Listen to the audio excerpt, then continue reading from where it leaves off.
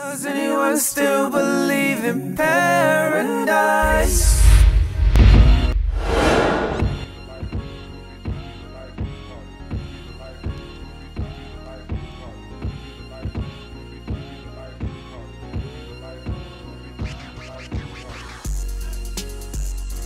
With the unmistakable tagline, ladies and gentlemen, and this is a Jazzy Faye product shizzle, Jazzy Faye has been in the industry since 1988, having worked with a litany of artists, the who's who of hip hop and R&B.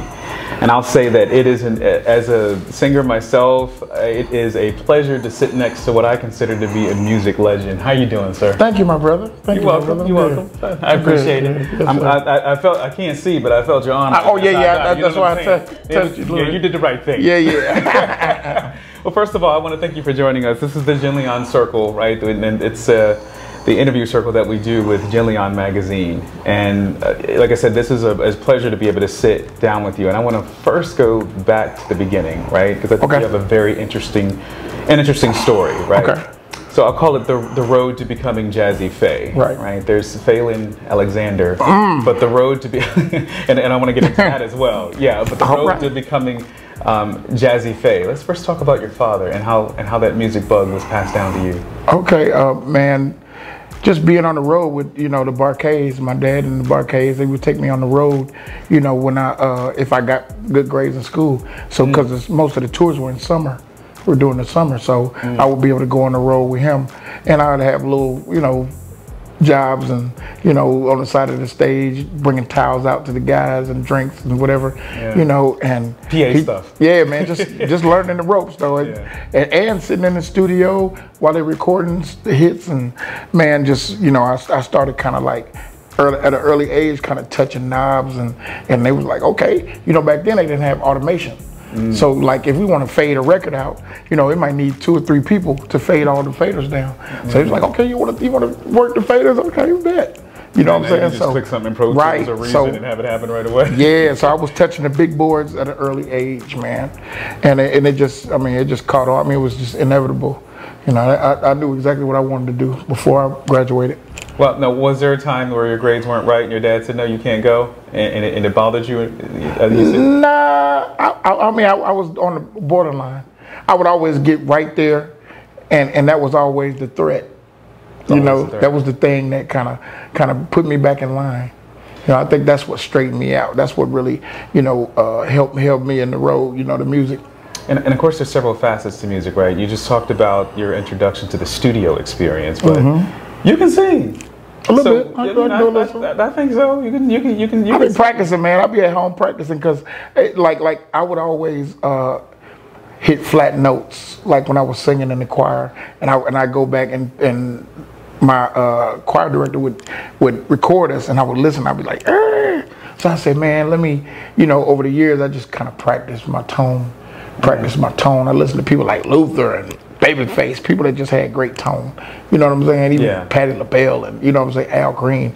These people just had such great tone.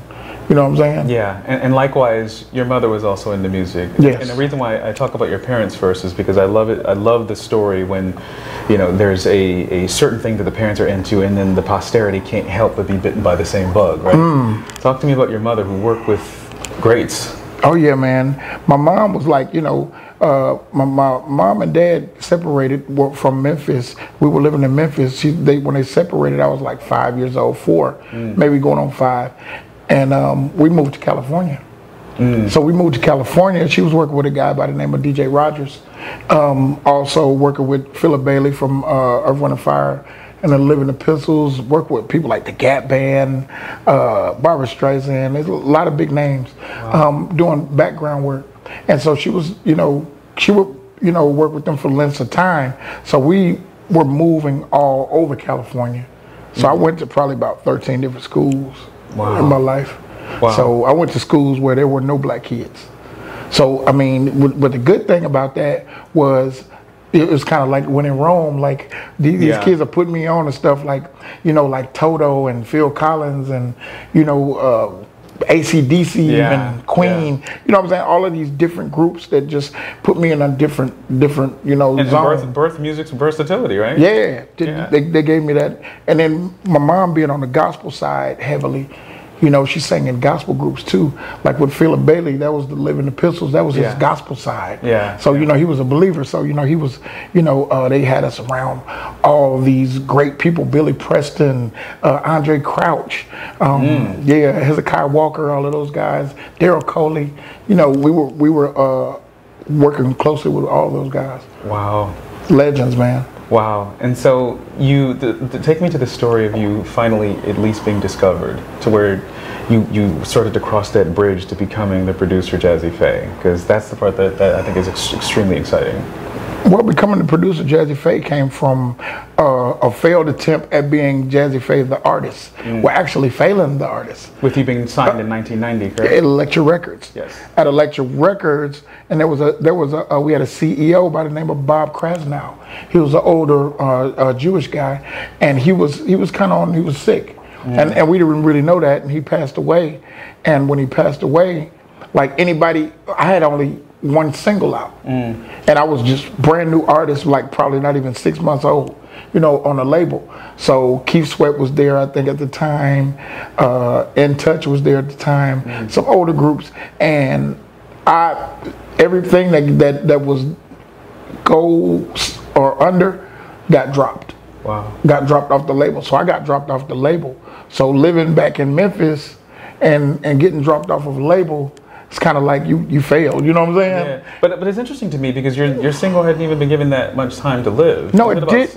It didn't. But you know, when you in a town like Memphis, who had like not a lot of guys, I was like the only kid literally in Memphis, you know, to have a major deal, and for everybody to look at me like, oh, he gonna win because you know his daddy, he got a silver spoon in his mouth or whatever, and everybody felt like that, but it wasn't like that. My dad didn't give us everything, and it was like, you know, he made me work for it. You know what I mean?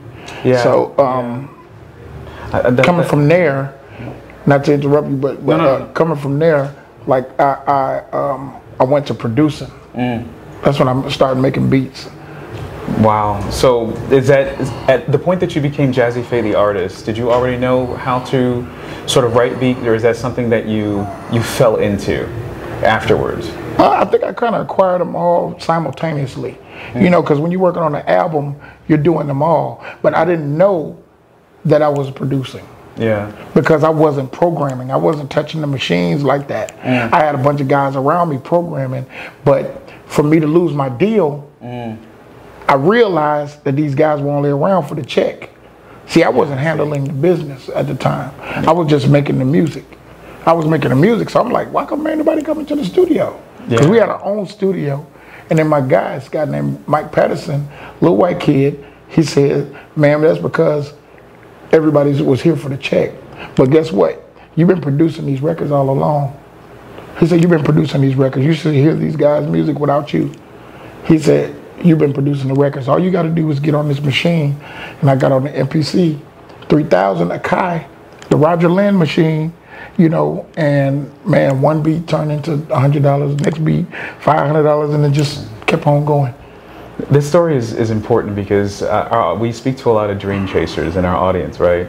So just to go back a bit, obviously anyone would feel crushed losing like a major deal. It's like the biggest carrot. It was hard, yeah. You know what I mean? It's the biggest carrot dangled in your face, and it's, where do I go next? Okay, getting to the point where you could believe in yourself, to have. You said that was a friend that encouraged you, but getting to the point where you had the nerve to even keep going, what was that for you? I think, you know, the music keeps me going.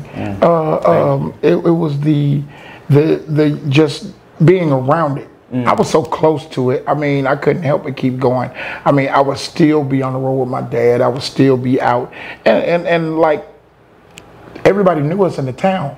So anybody who came to the Mid-South Coliseum in Memphis or even in California, I would go up and I just walk. It was something about the way that I carried myself even back then, my style and everything. I would walk up to backstages and just walk right through. Wow. Anything, everything. So I was just a fly on the wall the whole time. Yeah, I'd like to talk about your discography and some of the people you work with, but again, that name, Jazzy Faye. In 1967, the Bar-Kays band was killed in a plane crash. Incidentally, Jazzy Faye's father was not on the plane because he was chosen to be the designee to ride on a commercial flight. Otis Redding was also on the plane.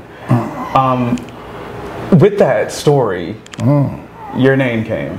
Yes. Tell us about that. Phelan Jones. Phelan Jones was my dad and my mom's best friend. They were like, he was like the glue to the relationship. You know, the go-between, the brother, like, you know, that they always, you know, needed. And when he passed, that was heavy on my dad. You know, everybody, you know, especially with Otis as well, but especially Phelan. You know what I'm saying? Yeah. He was his best friend. So he named me Phelan. He named me Phelan. And it's crazy because Ben Carley, who was actually a sole survivor of the plane crash, named his son Phelan as well. Everybody loved Phelan. You know what I'm saying? So, yeah, you know. So he definitely had an effect on you. Yeah, every time I would see Uncle Ben, he'd be like, Phelan. He'd just say my name over and over again. You know what I'm saying? Yeah, so did you hear any stories about how much the game changed at that point? Because the Bar-Kays was the house band for Stax Records, right? Oh, of course. I mean, even since I've been in the game. I mean, because pretty much I came in the game when, you know, they had the same criteria, you know, then is when I got in the game, because it was like the Apex tape, the you know, the bouncing to a half inch from a 2-inch, you know what I mean? And all of this. Look, I'm spoiled with the millennial generation, so I'm serious. Walk this technology with me. It's a lot. This technology with me. It's a lot. You know, a 2-inch tape. You know, an Apex tape. You know, these big reel-to-reels. You know what I mean? They're huge. You can only get like 2 songs on them. You know what I mean? 3 if you making short records, but for the most part, sometimes 1 song. And these guys would literally splice the tape sometimes to cut the record because it was all there. I mean, you had was literal mechanics for everything. Yes, My goodness. And so you told a story about what it was like having to slow a record down to get the high pitched sound. You heard about that? Yeah, I want you to tell me more about it though. Well, we were in the studio with George Clinton. George Clinton, and he was doing all these crazy things. He was like, okay, take the reels and turn them upside down. We were like, turn them upside down.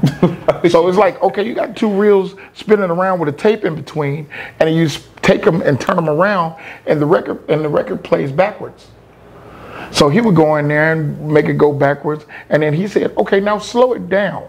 Slow it down. So all the music's going, and he just started singing in his regular voice. And when he played it back, like say for instance, you slow the record down, and then that's how he got that, Roddy said it come alive, I'm never up and down. You know what I'm saying? Yeah. That's because he slowed the record down.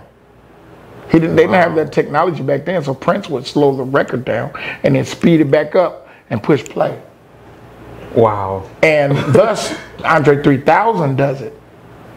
Yeah, and then Missy did it. Yeah. You know, people actually thought your equipment that was laying was actually some kind of language, but it was backwards. It wasn't. Yeah. So having to make that switch from what I would call the vintage way of doing things to now everything is digital. You can cheat. You can just click a mouse. And make amazing stuff happen. Some of the software is a bit sophisticated, even though you can do that. But how was that switch for you? Or were you so thirsty that it was anything it takes to keep it going? I mean, it was so gradual, and being around people who, you know, always being around people who are willing to learn and you know, quirky little guys in the studio. I was always around them. So it's almost like it came natural to learn a piece of equipment. And it's like, you know, once we went and bought it, it's like, you know, that was their job to learn it, you know, or else we're going to find somebody else and you ain't going to have a job. So you got to learn it. It's almost like, you know, it's something that you got to do. Wow, fantastic. Jazzy is the founder and CEO of Show Enough Records, the record label that signed Sierra. Let's talk about that. You know, I think that's first of all, Cece. I love Cece. Yeah. You know, every time I think of her, I hear Ludacris saying, "Cece, better CC me." Yeah, Cece, better CC me. Yeah. Exactly. She cold, man. She was just, I mean, from the beginning, she was in a group called Hearsay, 3-girl group. Basically, long story short, one of my guys had told me, like, man, look, pick out the one that you think is the hottest. He knew which one was, and they performed. I was like, she's a star. He's like, that's what I said. He says, right, and that's my girl. You know what I'm saying? And he was like, man, listen, I want you to take her and groom her and make her something, make her a star. You know what I'm saying? So we sat down, we kicked it. We went over to Dallas Austin's studio. I was working there at the time, and so Dallas gave me like this little room over there in the corner, little cubby hole, and I loved it though. I loved this room. It was like just had such a vibe to it. And me and Jonte Austin, we sat up in that room and we just, you know, we vibed it out. I believe like I let CC hang around at the studio probably 3 days, just hanging out in the lobby and just dancing and bouncing. I'm like, hey man, listen. She was like 17 years old at the time. She was barely 17, as a matter of fact. She just turned 17. And I was like, y'all can't be looking at her like, you know what I mean? Because the way she danced so sexy. You know what I'm saying? I'm like, bro. And then Goodies is her first single? I had to jump out and tell everybody, man, yo, you can't be looking at her like that. You know what I'm saying? She's 17 years old. I think Bow Wow started hanging around the studio around that time, trying to see what was going on. You know what I mean? I think after the Goodies single he saw on MTV, it was you know, obvious. I mean, but the first 3 records that we recorded, I think, you know, were all on the album. I think the first record we did was like Thug Style. So I mean, you know. Yeah, it was a magical moment for her and me. Yeah, it's hugely magical, especially if you have a hunch about something, right? And a hunch is a hunch, but hunches don't always come reality. But this felt like more than a hunch for you? Yeah, I mean, it was my first artist, and you know, it just felt so right. You know what I mean? It was, and she was young, she was new, she was willing to learn, she was ambitious, she had a vision, you know. Of her own as well, you know, as mine. You know, when we put them together, it's just magic. Yeah, how do you feel about the industry today? It's changed. It's changed. It's interesting. I think it's hard, but it's fair. Well, you got to describe that. So because it's like when the game like there's levels to the game. Like when you're playing Super Mario, it just goes it goes to other levels. Like the level of difficulty is at an all-time high right now. You know, because it's like you got 100,000 rappers trying to get into one space. Yeah. R&B, same thing. You know, now R&B is coming back. Yeah. You know what I'm saying? So thanks to Bruno Mars. I mean, right. I mean, yeah. You know, and Bruno's doing a great job at it. He brought that 90s sound back. In a soulful way. Yeah, and I was waiting for that, though. Yeah. Not from him, but it worked. Hey, man, listen, as long as it come on. Yeah. We need that. We need that. You know what I'm saying? So, but you were describing the levels, guys. I feel good. I feel good about it. It takes adjusting. And with me, I ain't cry about it. I just said I had to get down and get in there and figure out what was going on. Thus, you know, people like Ayo and Teo. You know what I'm saying? Yeah. Like, so you get Ayo and Teo with Rolly Rolly, and we did 2.5 billion streams. Yeah. You know what I mean? With a song that I wrote. You know what I mean? Yeah. So that was a lot. I mean, you can't even go to a kid party without hearing that record. Yeah, we interviewed a member of Tony, and he said something about the streaming experience, right? He felt that it was hard to make music, it's hard to make money in music because of the streaming experience. Everyone doesn't believe that. What do you believe? I believe it's hard, but you have to know, not impossible. You have to know, sometimes you just gotta switch it up. You gotta switch it up, and it's all about you being acclimated to, you know, what's going on. You know, because sometimes you can, like, because the guys in Tony are lean heavy on the soul side. You know what I mean? So, and I'm a fan as well. Yeah. But you know, myself, I was always leaning towards the youth. Of course. You know what I mean? I want to know what makes the relevancy. Yeah, because when you think about dance, when you think about Sierra, who knows all the dances? The kids. So you got to have, you know, you got to know what the kids are doing. You know what? It's funny you say that, because even Michael Jackson, who was the best dancer, right? He leaned towards the kids. He said he got everything that he learned from the kids in the street. Yeah.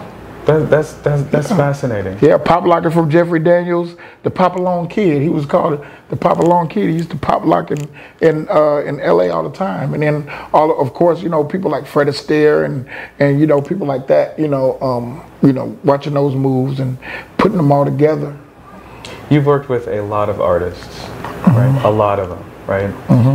I'd like to, again, because I love excitement moments, the artist that you got that call or you got that deal and said, wow, I'm going to be producing for X. Who was that? I think it was Aaliyah. Wow.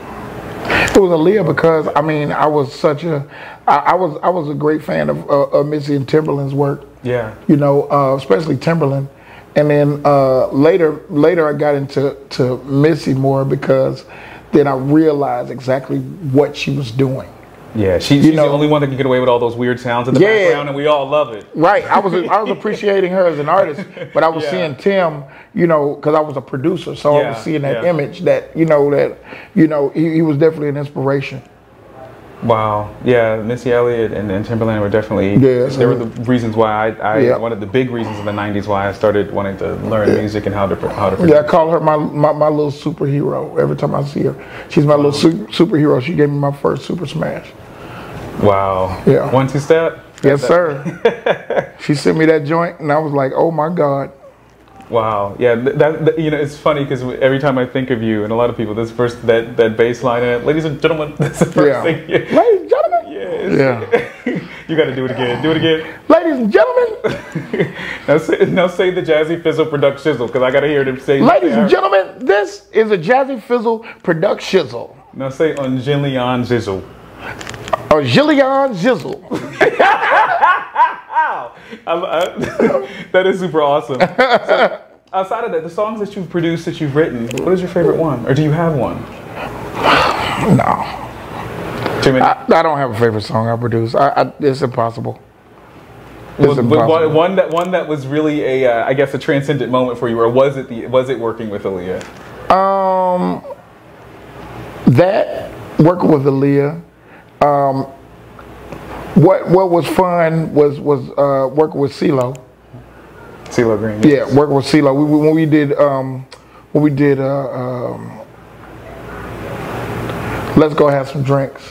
Happy Hour was the song. Yeah. But everybody calls it Let's Go Have Some Drinks. But you know.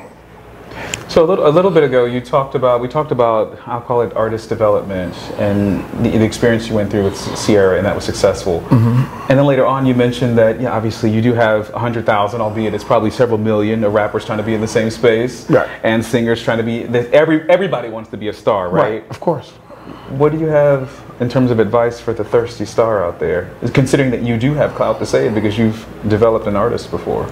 Well, I mean, you know, you have to go and watch the greats, learn from the greats, learn from the Michael Jacksons, the Janet Jacksons, the Mariah Careys, the Whitney Houstons, the Patti LaBelle's, the even Luther Vandross, all the superstars. You know what I mean? Even over on the pop side, even the Nicki Minaj, the greats. Just learn from the greats, the ones that are really making a difference, the ones that are really putting what we say asses in the seats. You know what I'm saying? Yeah. So the ones that move the needle, the ones that people aspire to be. Like if you go and it's Halloween and somebody dresses up like you, then that's somebody that's going into right direction.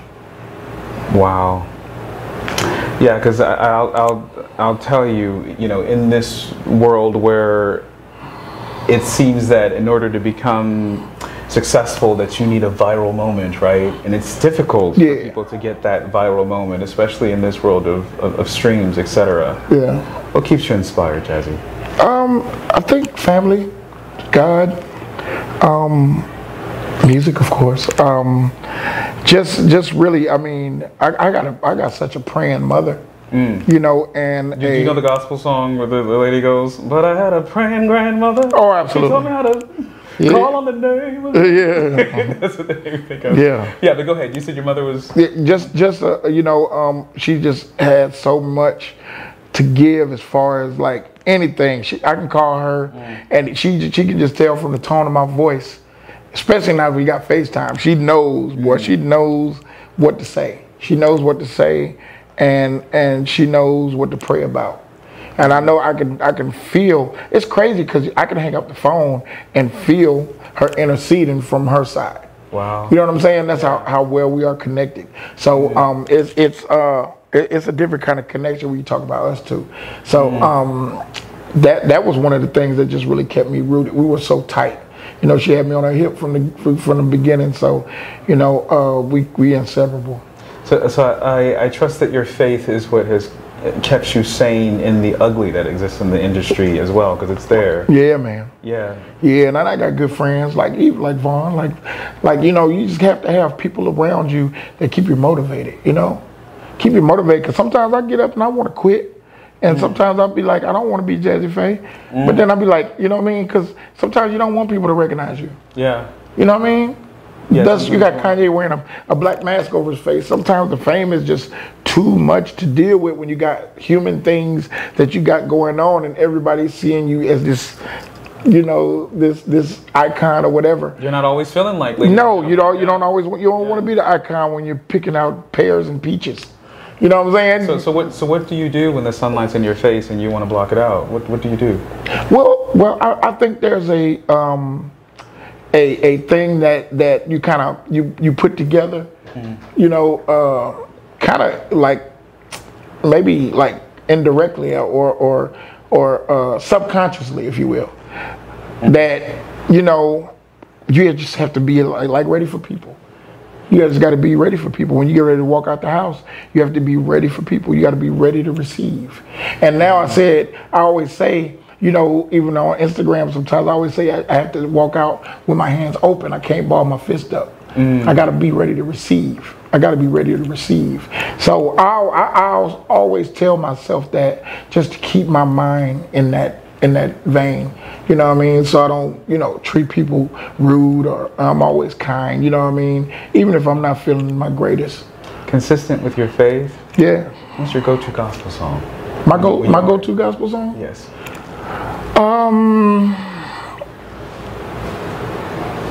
Probably Fred Hammond, No Weapon. That's a good one. Yeah.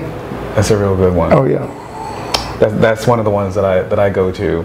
Okay. And sometimes I go to In the Midst of It All by Yolanda Adams. Sometimes that's a massive reset. And that's another thing that I love and find so inspiring about you, is that your faith is, regardless of genre, regardless of industry, regardless of circumstance, that the fact that is something that is you know, in front of you, no matter what you do. So with that being said, you guys were on the road a lot, but on most Sundays were you in church? Or was it just sort of bred from home? A lot of Sundays. When I was with my mom, I was there on Sundays, Tuesdays, Wednesdays, you know what I mean? But joyfully. I mean, I went to a church in the Inland Empire in California that was like, I mean, one of the most amazing churches. I think it's really called Loveland. And they really were the first to really kind of have a youth ministry that really just didn't discriminate against the children that were at the, you know, at the church. Like, we were rapping. Me and my brother were gospel rappers. Then? You know, yes. Wow. Before anybody had a gospel record out, we were gospel rappers at our church. Commission came to our church, and Fred Hammond and them took us as kids. I was probably about 15. My brother was about 16. They were late. They were performing at our church. We had speakers all through the church, even in the dressing room. We were performing on the stage. When we performed on the stage, we were called the Church's Three. Me, my brother, and Jesus. We had a third member, but he got out. So we made Jesus our third member. We was like, we ain't changing the name. We starting to pop around the town. So we go, you know what I mean? The other cat, he got scared when he found out it was for real. You know what I'm saying? He thought we were gonna do it for one Sunday and wear these fake chains, and you know what I mean? Oh, that's hilarious. But we were called the Church's Three, and we performed, and we would each beatbox for each other. Me and my brother, great beatboxers. So we get that microphone, and our church had a great system. Man, we went stupid. And we had that church upside down. Fred Hammond heard us in the dressing room. Commission is supposed to be like, you know, they're supposed to come out, you don't have this great interest. They were all in the vestibule, pinned against the glass, looking at us perform. Wow. And it was like, who is that? Wow. And the next night, they took us from the Inland Empire down to Hollywood at the Roxy and had us open up for their show. And they wanted us to go on tour with them, and there's a whole bunch of stuff that went on. There was a contract involved. My mom said no. So yeah, that's incredible though. But it wasn't time. So you guys supposed to be 3 people? Did you guys always explain that when you started, or did you just go on and some people? It just happens sometimes. Where's the third boy at? I Right. want to see 2 people. Always. When we do little interviews, we would do it. Oh God, that's hilarious. So with Show Enough Records, are you still scouting and signing artists, or are you just on the producer side right now? Just pretty much on the producer side. Fantastic. But if I find something, then it's on. Hey. It's always on. We can strike up a band anytime. There's always possibilities. Yeah, we fire up the jets, baby. Well, if anyone doesn't know where to follow you, Jazzy, where can they follow you? Follow me on Instagram, Jazzy Faye, JAZZEPHA. Anything else that you'd like to say as final words to the dream chasers out there? Man, just stay focused. Be different. Don't be afraid. Be brave. Go and do what hasn't been done. It doesn't matter. Just like you see bell bottoms come back in style. You see, then it's like straight legs. Now you got some people wearing straight legs, some people wearing bell bottoms. It's confusing. So you just you do exactly what you feel. Be a trendsetter. Set the trend. And if it's loud enough, people gonna hear it. People gonna see it. People gonna be it. People gonna want to try to be it. They want to be around it. So just be infectious. Be great. And to stamp that with ladies and gentlemen. Ladies and gentlemen, it's yours truly, Jazzy Fizzle, a.k.a. Fenzel Burgundy, Obama Luther King Jr. Jackson 5 1st. Oh boy. Jazzy Faye is also gracing the Jenleeion cover and will have a billboard running in New York. So please go to jenleeion.com and our social media pages to check that out. It has been a pleasure, I'll tell you, to sit here with a legend like Likewise, you. brother. Great interviewer. Look, I'm telling you, I put you in this same category. I was obsessed with Timberland when I was a kid. So I used to tell people to call me Junior Timberland. Wow. So the likes, you're up there in terms of the talent, the the grit, all that stuff, right with them, the Jermaine Dupri's, the Timberlands, and all that stuff, and then your humility is infectious. So that's it's a blessing. That's refreshing. That's a blessing. All right, everybody, I'm Mario Bonds. See you next time. Does anyone still believe in paradise?